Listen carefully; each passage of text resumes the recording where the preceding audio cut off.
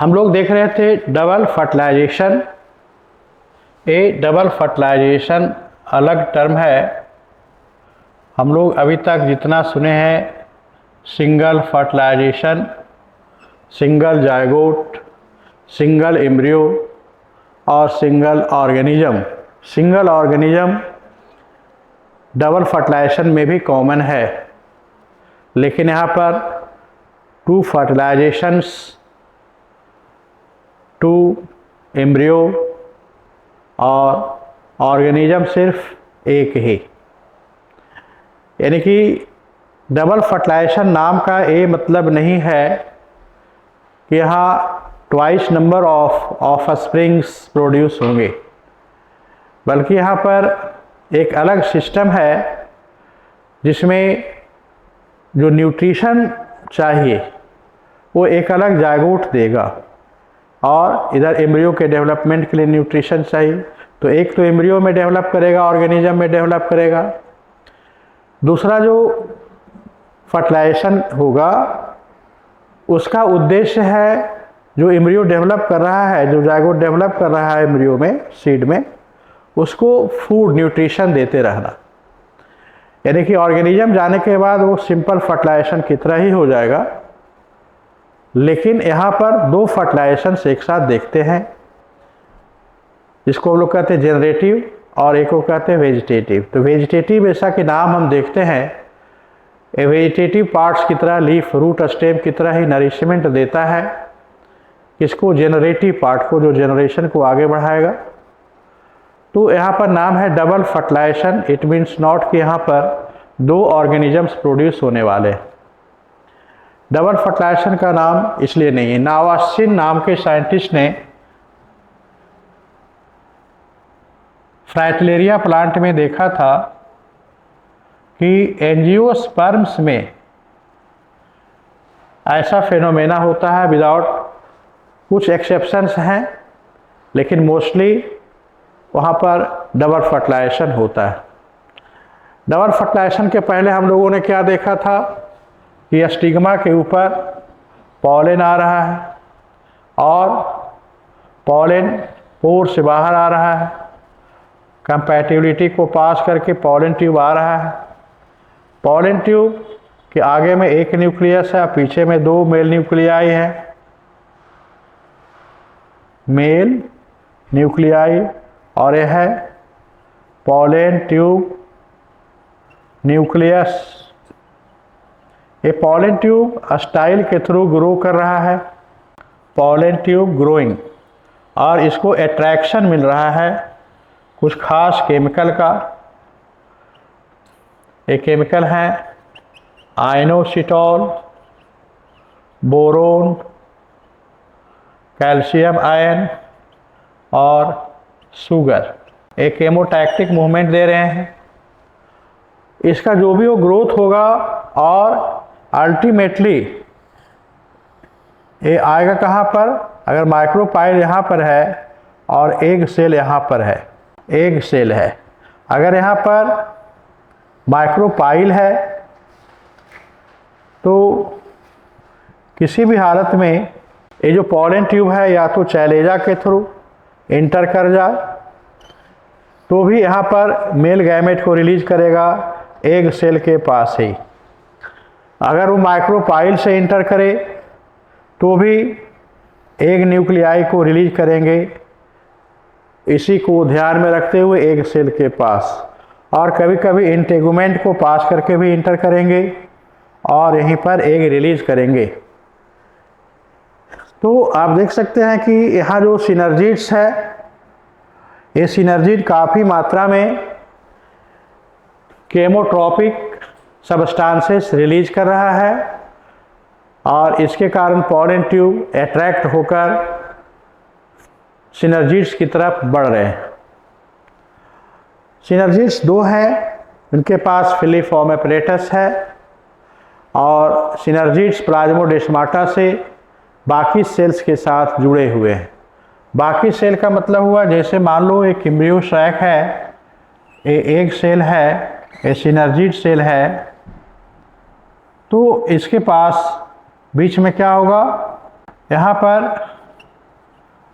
Plasmodesmata है, यहाँ भी प्लाज्मोडेस्माटा है, यहाँ भी प्लाज्मोडेस्माटा है। इधर सेंट्रल सेल है जहाँ 2 न्यूक्लियाई हैं, इधर एंटीपोडल सेल्स हैं चैलेजल एंड पर, बेसल एंड पर। तो इस तरह से यहाँ पर कंडीशन बना हुआ है। और इसमें से एक जो सिनर्जिड है वो डीजेनरेट कर जाता है ड्यूरिंग पॉलन एंट्री। इसका कारण क्या है? ये काफ़ी सेक्रीशंस देता है और इसका फंक्शन वहीं पर एंड कर जाता है।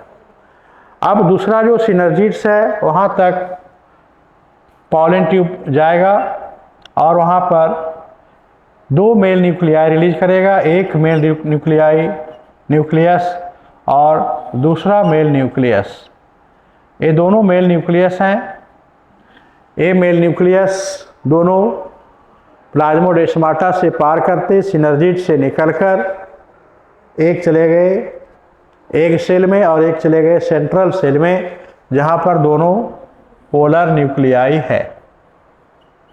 पोलर न्यूक्लियाई है और यह है सेंट्रल सेल, यह है एंटीपोडल सेल्स। और इधर है चैलेजल एंड, बेसल एंड है इधर है माइक्रोपाइलर एंड, यह है एग सेल। तो अभी का कंडीशन यही बना हुआ। अब यहाँ पर जो 2 मेल न्यूक्लियाई आया है, एक मेल न्यूक्लियस एग सेल के साथ और दूसरा nucleus mail nucleus polar nuclei के फ्यूजन से बने हुए सेकेंडरी न्यूक्लियस या डिफिनिटिव न्यूक्लियस के साथ फ्यूज करेगा।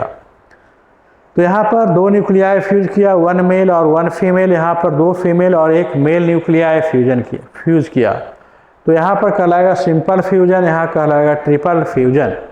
ट्रिपल मीन्स 3 न्यूक्लियाई, 2 फीमेल और 1 मेल, 3 के फ्यूजन से बना है। यह ट्रिपल फ्यूजन इवेंट है, यहाँ पर सिनगैमी है। तो ये 2 फर्टिलाइजेशंस एक ही एम्ब्रियो सैक में साइमल्टेनियसली, सिर्फ एंजियोस्पर्म का कैरेक्टर है, इसको डबल फर्टिलाइजेशन कहा जाएगा। अब दोनों का जेनेटिक्स अलग अलग है, यहाँ पर ट्रिपल फ्यूजन है, यहाँ पर सिंपल फर्टिलाइजेशन है, 2n सेल है, 3n सेल है।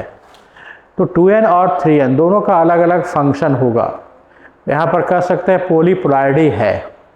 पॉलीप्लॉइडी का मतलब होता है कि अगर सेम जीनोम मल्टीप्लाई हो रहे हैं तो इसको कहेंगे पॉलीप्लॉइडी। और पॉलीप्लॉइडी के कारण क्या होता है, जो सेल्स होते हैं वो वेजिटेटिवली मॉर्फोलॉजिकली बड़े साइज के होते हैं। और हम लोग बहुत सारे प्लांट्स को इस तरह का सेलेक्ट भी किए हुए हैं जिसको हम लोग ग्रो करवाते हैं। वैसा ही एक इवेंट यहाँ पर हम लोग देखते हैं। ये जो सेल है लार्ज साइज का है और पहले डिवीजन शुरू करेगा और ये न्यूट्रिएंट फिलअप करेगा और पूरे के पूरे इस स्ट्रक्चर में वो भर जाएगा। पूरे के पूरे न्यूसेलस में, ये एम्ब्रियो सैक में ये फिलअप कर जाएगा। कौन सा सेल? एंडोस्पर्म का सेल। बाकी जो एंटीपोडल सेल्स हैं और बाकी जो एक सिनर्जिड हैं वो डिजेनरेट कर जाएंगे। तो इस तरह से बहुत सारा चेंजेज यहाँ पर हम लोग देखते हैं। तो यहाँ पर कंपैटिबल होने के बाद पॉलन ट्यूब का केमोटैक्टिक मूवमेंट हुआ और वो कहाँ पर जाकर ओपन हुआ? एग सेल के पास, और सिनर्जिड ने उसको अट्रैक्ट किया। सिनर्जिड्स डिजोल्व करेगा और प्लाज्मोडेस्माटा से एक न्यूक्लियस निकलकर 2 जगह चला जाएगा, एक एग सेल में और एक सेंट्रल सेल में। तो हम लोग देखें इन इवेंट्स को एक बार फिर से समराइज करते हैं, कैसे डबल फर्टिलाइजेशन संभव हो पाया। डबल फर्टिलाइजेशन एक कैरेक्टरिस्टिक फीचर है एंजियोस्पर्म का। फ्राइटिलेरिया में पहली बार देखा गया था ये नवासिन के द्वारा। इस फेनोमेना को हम लोग एक बार फिर से देखें। Growth of pollen tube exhibits chemotropic movement caused by chemicals secreted by synergids. यहाँ पर synergids and antipodal cells provide nutrition to egg cell. Egg cell के पास अभी न्यूट्रिएंट का यही एक मोड बचा हुआ है, एंटीपोडल सेल्स। नेक्स्ट देखें हम लोग, soon after entry of pollen tube the egg, the two male nuclei, दोनों male nucleus are released into synergids. जो सिनर्जिड वहाँ रिमेनिंग है उसमें से चाहे वो जिस तरह से भी इंटर करे, इधर से इंटर करे, इधर से इंटर करे या इधर से इंटर करे, हर समय पॉलन ट्यूब मेल न्यूक्लियाई को सिनर्जिड के पास रिलीज करेगा। अब आते हैं हम लोग देखें रिलीज होने के बाद क्या होता है। थ्रू प्लाज्मोडेस्माटा क्या क्या होगा, one male nucleus comes to egg cell cytoplasm and another male gamete comes to central cell। एक चेंज आ गया, ये प्लाज्मोडेस्माटा के थ्रू एक्सचेंज हो गया मेल न्यूक्लियाई का। दोनों ही मेल न्यूक्लियाई अपने पर्पसफुल स्पॉट्स पर पहुंच चुके हैं। अब आते हैं इनका फर्टिलाइजेशन दोनों जगह पर कैसे होता है। सबसे पहले देखें सिनगैमी और सिंपल फर्टिलाइजेशन, जिसको हम लोग कहते हैं fusion of one male and one female gamete occurs inside egg cell and produce 2n zygote. तो एक तो फर्टिलाइजेशन यहाँ हो गया और इसके कारण एक जायगोट का फॉर्मेशन हो गया, 2n जायगोट का फॉर्मेशन हो गया। अब 2n जायगोट के बाद दूसरा जो फर्टिलाइजेशन है वो सेंट्रल सेल में होने जा रहा है। Another male nucleus migrate to कहाँ चला जाएगा, सेंट्रल सेल। सेंट्रल सेल में पहले से क्या तैयारी है कि फर्टिलाइजेशन के पहले ये दोनों मिलकर एक हो जाता है। अब इसका नाम क्या हो जाएगा, the two polar nuclei of central cell, यहाँ पर हमने लिखा था central cell comes to egg cell, sorry, ठीक है, क्योंकि यहाँ पर हमने दिखाया था 2n जायगोट। यहाँ पर हम लोग देखते हैं अब सेंट्रल सेल में आ गया, वेयर दे फॉर्म, अब क्या बनाएंगे, डिफिनिटिव न्यूक्लियस, या इसको कहते हैं हम लोग secondary nucleus, and fuse with another male gamete. 3 nuclei fuses called triple fusion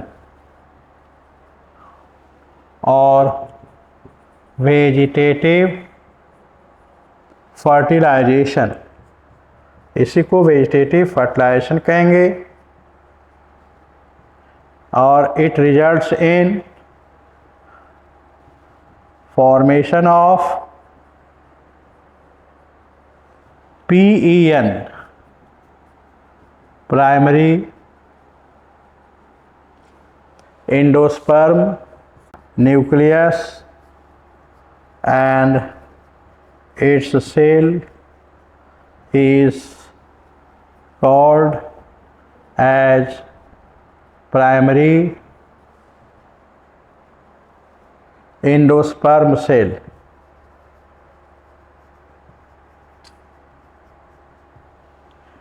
इस तरह से दो फर्टिलाइजेशंस एक ही एम्ब्रियो सैक के अंतर्गत हुआ है। एक को कहेंगे वेजिटेटिव फर्टिलाइजेशन और एक को कहेंगे जनरेटिव फर्टिलाइजेशंस, और दोनों को मिलाकर हम लोग कहेंगे डबल फर्टिलाइजेशन। ठीक है, हम लोग इसको समराइज कर रहे हैं डबल फर्टिलाइजेशन को दो पार्ट में, डबल फर्टिलाइजेशन को दो पार्ट कौन कौन सा कर रहे हैं? वेजिटेटिव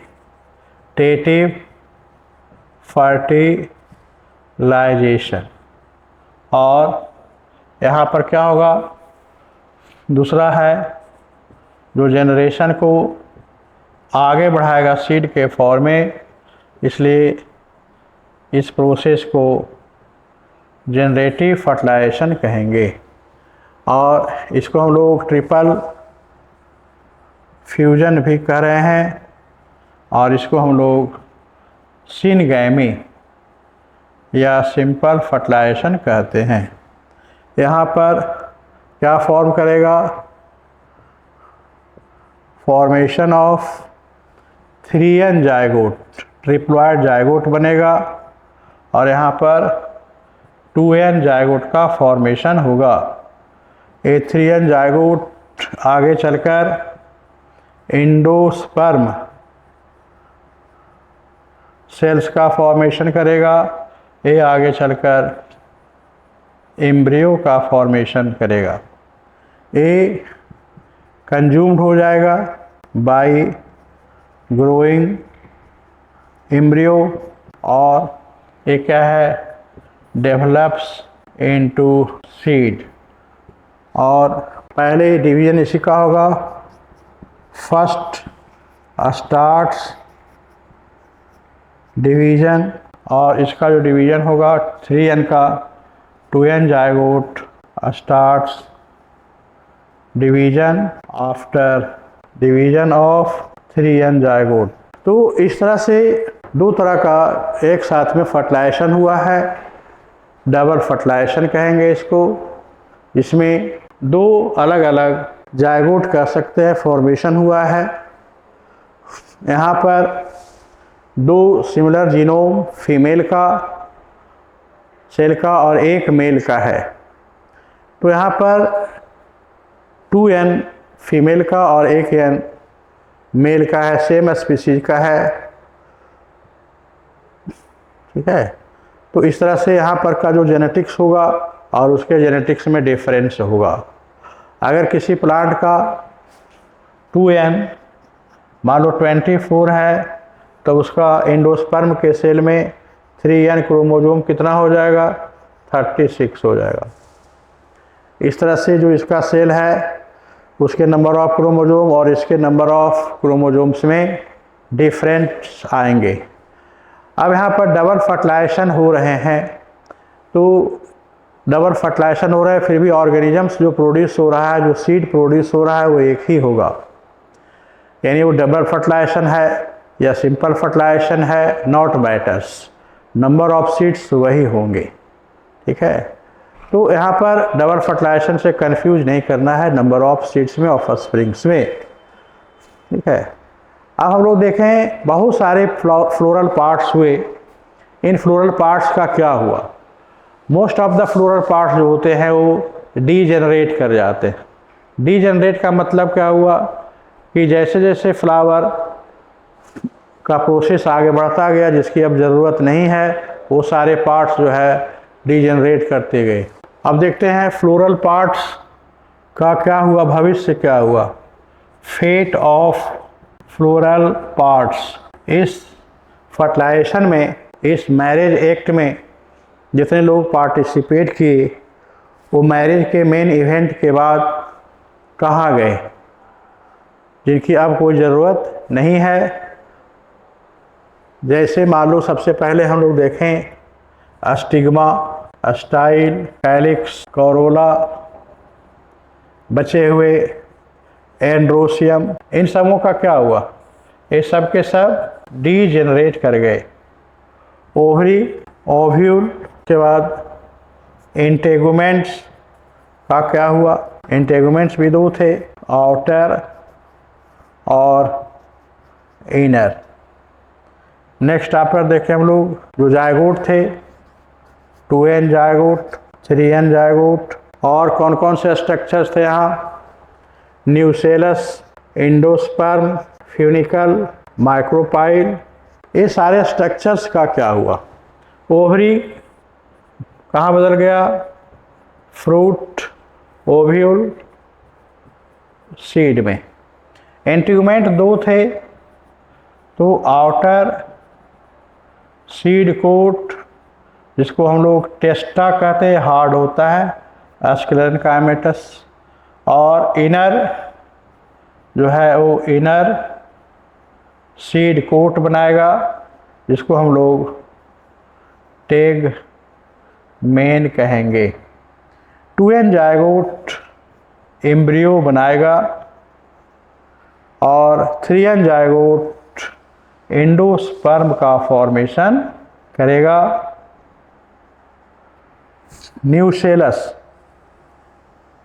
न्यूसेलस कंज्यूम्ड,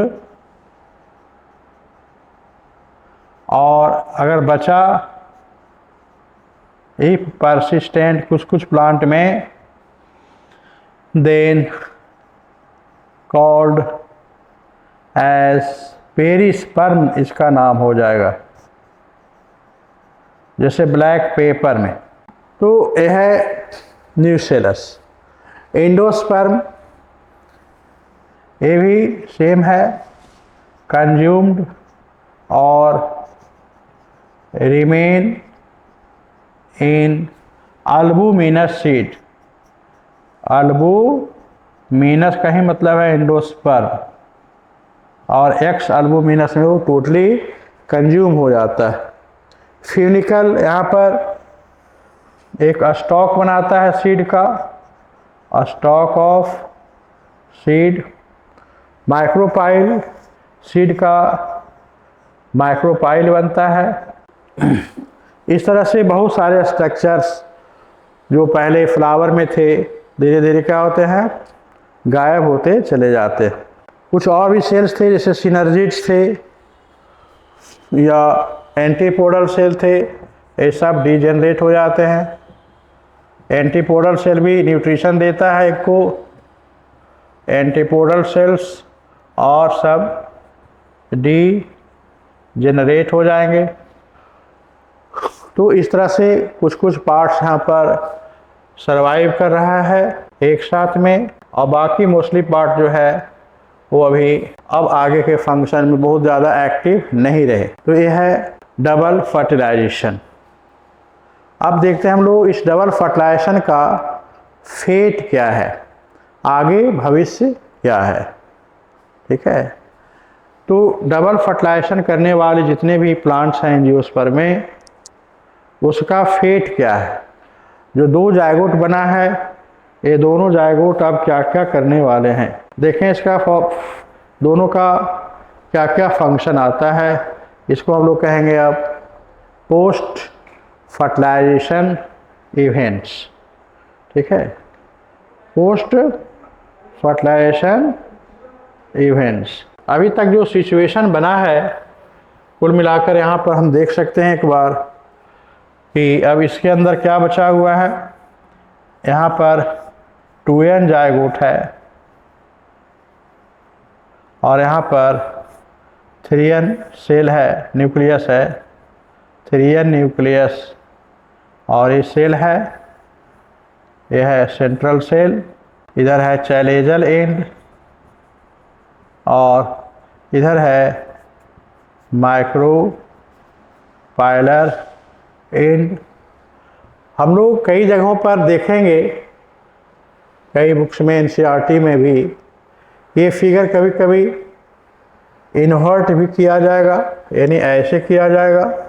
तो यहाँ पर बनेगा, अगर मान लो 2n जायगोट और यहाँ होगा 3n न्यूक्लियस, 3n न्यूक्लियस है और यह है प्राइमरी एंडोस्पर्म सेल। ठीक है, तो यहाँ पर अब उल्टा हो गया, इधर हो गया माइक्रोपाइलर एंड और इधर हो गया चैलेजल एंड।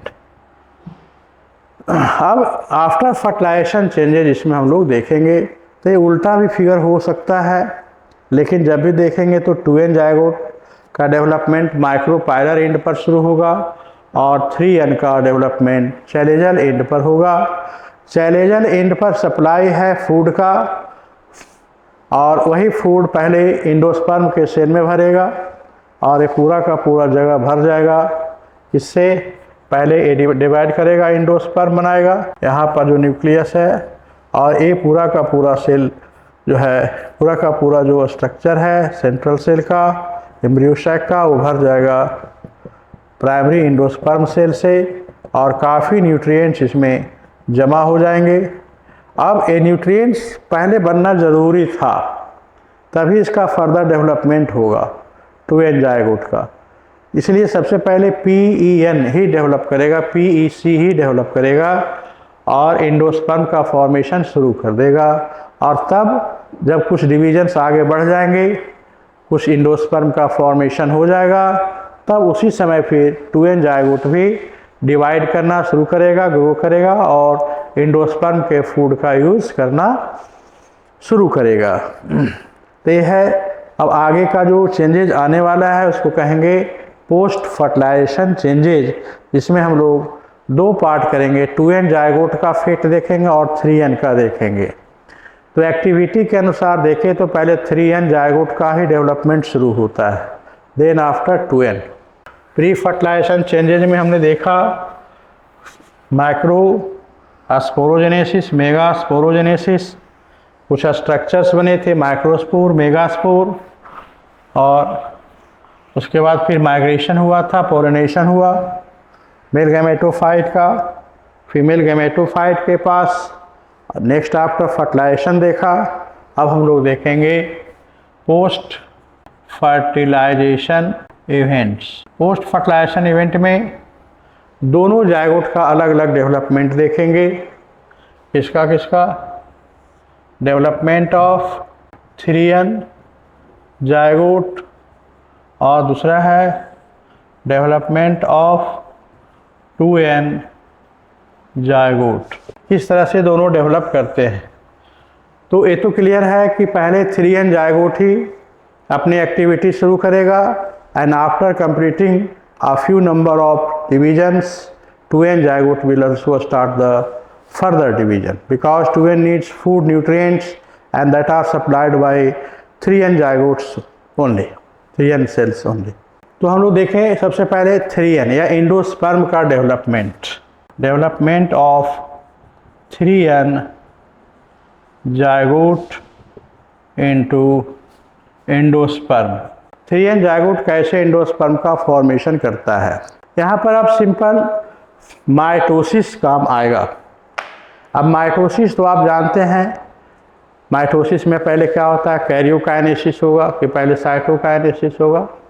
आप जानते हैं पहले कैरियोकाइनेसिस होगा, न्यूक्लियस दो भागों में बटेंगे हर सेल के, और फिर साइटोकाइनेसिस से दो सेल बनेगा। और इसी में एक स्पेशल टाइप आप जानते हैं, free nuclear division. Free nuclear division में क्या होगा कि न्यूक्लियस डिवाइड करते जा रहा है 1 से 2, 2 से 4, 4 से 8, 16, और सेल वॉल नहीं बन रहा है। अलग अलग सेल में वो अलग नहीं हो रहे, साइटोकाइनेसिस नहीं कर पा रहे हैं। कभी कभी साइटोकाइनेसिस बहुत बाद में शुरू होता है, पहले न्यूक्लियर डिवीजन्स हो गया लगातार, उसके बाद अब वहाँ पर कंप्लीट सेल वॉल का फॉर्मेशन शुरू होता है। और कभी कभी दोनों का मिक्स्ड फॉर्म ही हम लोग देखते हैं कि एक बार सेल कंप्लीट डिवाइड किया और फिर बाद में चलकर फ्री न्यूक्लियर डिवीजन ही सिर्फ किया। तो हम लोग देखते हैं कि एंडोस्पर्म का जो फॉर्मेशन हो रहा है वो कितने तरीके से होता है। तो हम लोग देखें इसमें से जो प्रोडक्ट बन रहा है वो क्या बन रहा है। सेल्स बन रहे हैं सेल के डिवीजन से, तो कहेंगे सेलुलर एंडोस्पर्म फॉर्मेशन। अगर न्यूक्लियाई का हिस्ट्री फॉर्मेशन हो रहा है तो कहेंगे न्यूक्लियर और एंडोस्पर्म फॉर्मेशन। और अगर दोनों का मिक्स्ड इवेंट एक साथ देखते हैं तो उसको हम लोग कहते हैं स्पेशल टाइप का, जो मोनोकॉट्स में, कुछ मोनोकॉट्स में पाया जाता है, हेलोबियल्स में, और वो अलग टाइप का एक एंडोस्पर्म फॉर्मेशन होगा। तो हम लोग देखें types of endosperm formation. Types of endosperm formation. सबसे पहले हम लोग देखें 3 तरह का एंडोस्पर्म का फॉर्मेशन हो रहा है। यहाँ पर कौन कौन सा हो रहा है।